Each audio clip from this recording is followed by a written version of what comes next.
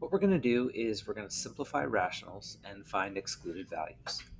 Now, simplifying a rational is going back to just our normal fraction, 2/4, and reducing it to 1/2.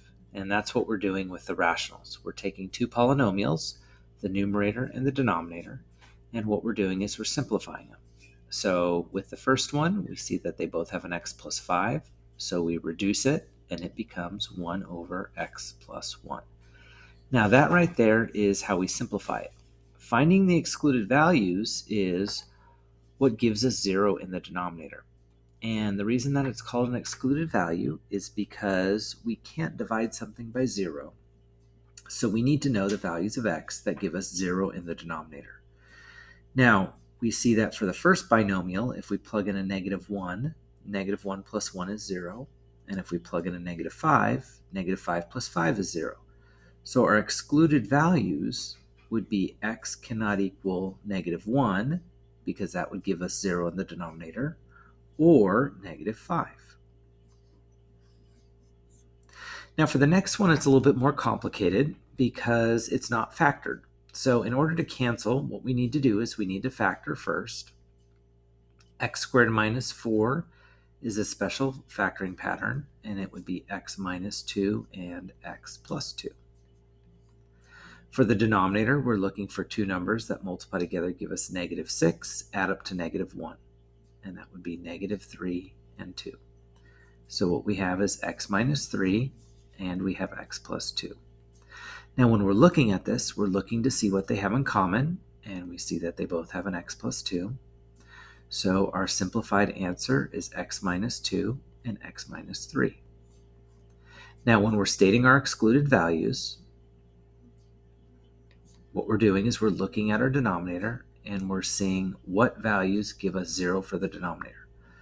Now, it's not our final answer, it's our original problem that we're looking at. So we're going to look at our factored form for the original, and we're going to try to figure out what values would give us 0 in the denominator. 3 minus 3 would give us 0, and -2 plus 2 would give us 0. So our excluded values would be 3 and -2. For the next one, we're going to factor it. We see two terms. We see that they both have an x in common, and that would give us x minus 4. For the denominator, we're looking for two numbers that multiply together give us 20 and add up to -9, and that would be -4 and -5. So we have x minus 4 and x minus 5. We see that the x minus 4's cancel, and we get x and then x minus 5. Now, stating the excluded values, when we're looking at this, once again, we're looking at our original before we cancel.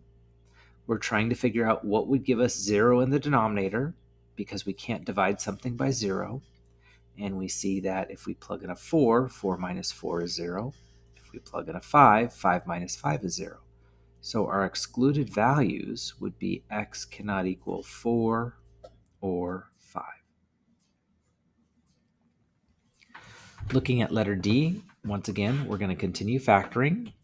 We see that they both have an x in common, so that would be an x and then x plus 3. And then if we're looking at our denominator, we have a trinomial. I'm going to multiply the 2 and the 3, and that gives me 6, adds up to 7, and that, of course, would be 6 and 1.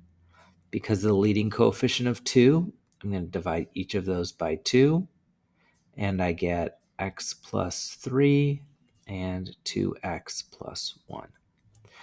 Once again, I see that the x plus 3's cancel, and so our simplified version is x over 2x plus 1. Excluded values.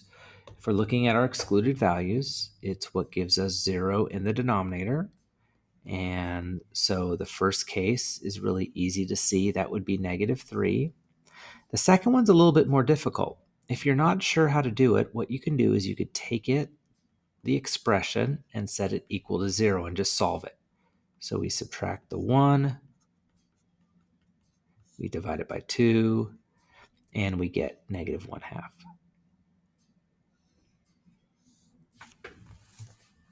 Pause the video for a second.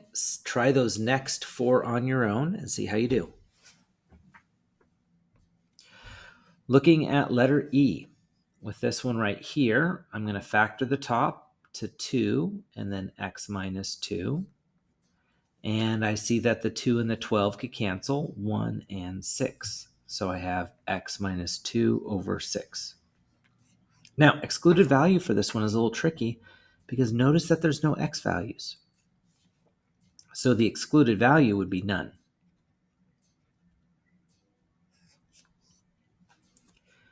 Now for letter F, what we're going to do is the same thing. We're going to factor it. That would be x minus 1 and x plus 1. The denominator, 2 numbers that multiply together give us negative 6. Add up to negative 5 would be negative 6 and positive 1. So that would be x minus 6 and x plus 1. So we factored it. We're going to simplify it.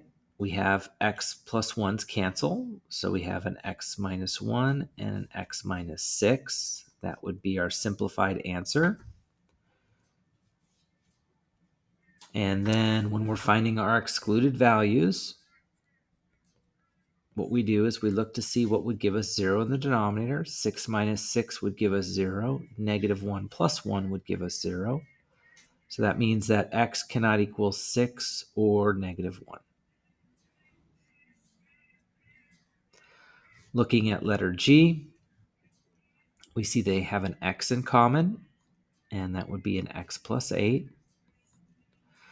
The denominator is a trinomial. 2 numbers that multiply together give us 16, add up to 10. That would be 2 and 8.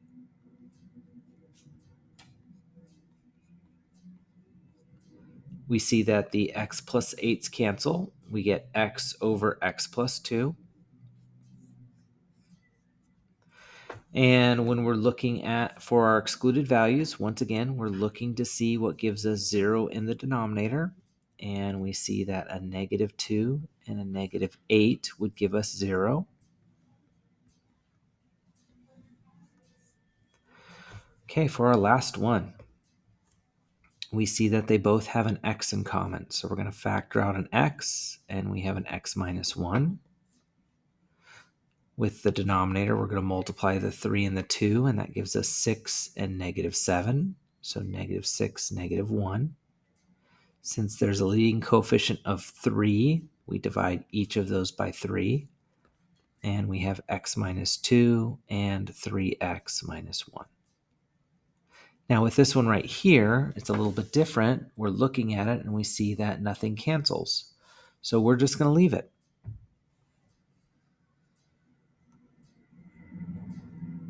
And then for our excluded values, what we have is what gives us 0, and that would be x cannot equal 2. And then what we have is 1/3. Once again, how I'm getting the 1/3 is I take the 3x minus 1 and I set it equal to 0. I add the 1, and then I divide by 3.